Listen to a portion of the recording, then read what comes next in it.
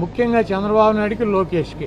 కొడాలిగాడు మళ్ళీ మొదలెట్టాడండి బూతులు బాబు, బూతులు. ఒకటి, మోడీ గారు ఎక్కడన్నా కనపడితే ఇట్లా వంగిపోవటం, పవన్ కళ్యాణ్ కనపడితే ఇట్లా కూర్చోవటం, ఈ రెండు వీళ్ళిద్దరిని పోగొట్టడం. ఇక మైకు దొరికితే జగన్మోహన్ రెడ్డి గారి గురించి తల్లి, చెల్లి, గొడ్డలి, గడిద గుడ్డు అని చెప్పి ఈ కబుర్లు చెప్పటం. ఈ తప్పించి ఈ 2 సంవత్సరాల్లో నువ్వేం చేసావురా బాబు అని అడిగితే తల్లి, చెల్లి, గొడ్డలి, లేకపోతే సైకో, లేకపోతే వాళ్ళు కనబడితే లేకపోతే ఇట్ట.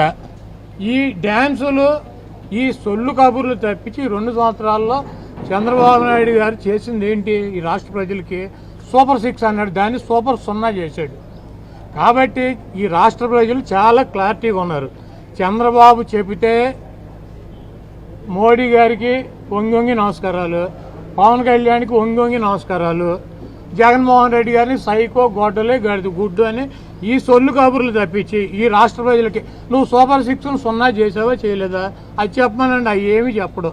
ఈ 2 కార్యక్రమాలు ఆయనకి తెలిసిందే. ఇదండి వ్యవహారం.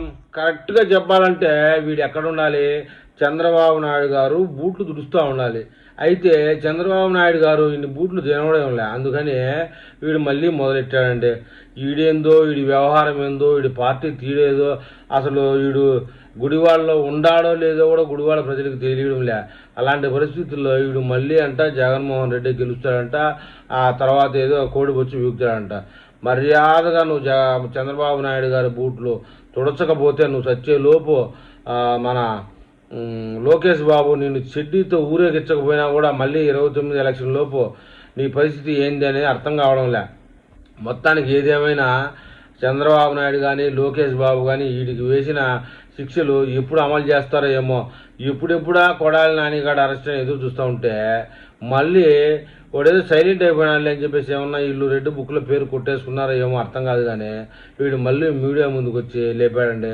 ఈ మహానాడు అయిపోగానే మళ్ళీ వీడి మీద ఏం కేసులు, ఏం అరెస్టులు అనే ఉన్న చర్యలు తీసుకుంటారో లేదో తెలియదు. కానీ 2029 నాటికి వీడిని చెడ్డీతో ఊరేగించడం కానీ లేదా చంద్రబాబు నాయుడు గారి బూట్లు దుడిపించడం కానీ చేయకపోతే కూటమి ప్రభుత్వానికి చాలా లాసే అని చెప్పాలి.